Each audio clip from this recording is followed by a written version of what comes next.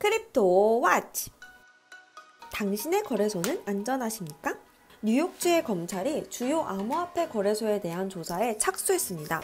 에릭 슈나이더맨 검찰총장은 암호화폐 거래 플랫폼에 대한 윤리 행동을 준수하고 있는지 의문이 든다면서 13개 거래소에 대해 운영과 프로그램 운용 등에 대한 정보를 요청하는 서신을 발송했습니다.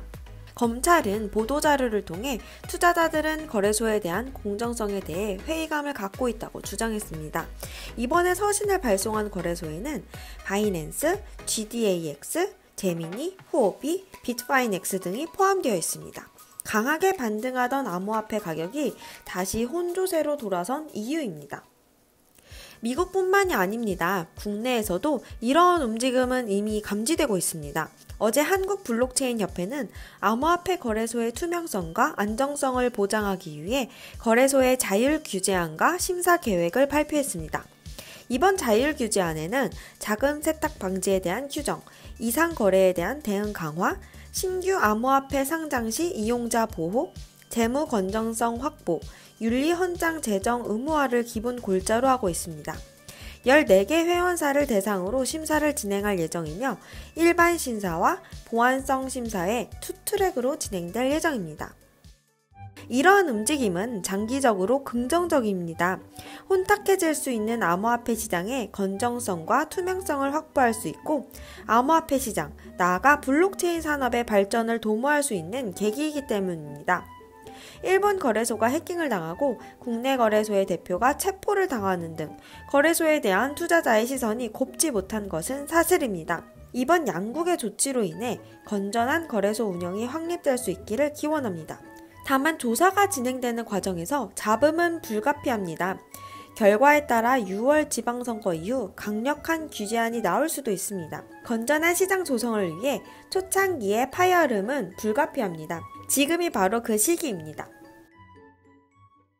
크립토 캐럴리스트. 중국 정부 단속 난항 인정, 두바이 다이아몬드 암호화폐 발행. 어제 공산당 기관지에서 중국 정부는 기술적으로 암호화폐를 전면적 단속하는 것을 실행하기 어렵다고 인정했습니다. 중국 정부가 더 이상 새로운 단속 방법을 내기 어렵다는 것을 인정하고 중화권 내 투자는 활발해질 것으로 예측됩니다. 중국 정부는 중국 내 인터넷 채팅방, 홈페이지, 거래소 관련 홈페이지 접속을 단속할 수 있지만 해외 거주하는 중국 부유층이 점점 늘어나면서 중화권 자본의 해외 투자를 막지 못하고 있습니다. 중국이 해외 투자를 단속하기 위해서는 외국 정부 통신, 금융권과 긴밀하게 공조해야 하는데 이는 쉽지 않습니다. 특히 최근에 미국 정부는 중국계 자본의 미국 정보통신 산업 투자를 규제하는 입장을 취하고 있기 때문에 해외 단속은 매우 어렵습니다. 하지만 단속이 어려워도 중국 정부의 단속 입장은 변함없기 때문에 중국 제도권 금융회사의 시장 진입은 빠른 시일 내에 이루어지지 않을 전망입니다. 두바이 알카시르 그룹은 다이아몬드 기반 암호화폐 공매를 시작했습니다. 다이아몬드는 튼실한 기반 자산으로 보고 있으며 2008년 금융위기 이후 다이아몬드 가격은 계속 상승하고 있는 추세입니다. 이번 다이아몬드 암호화폐는 이슬람 자본 역시 암호화폐 시장에 본격적으로 진입하기 시작했다는 것을 나타냅니다.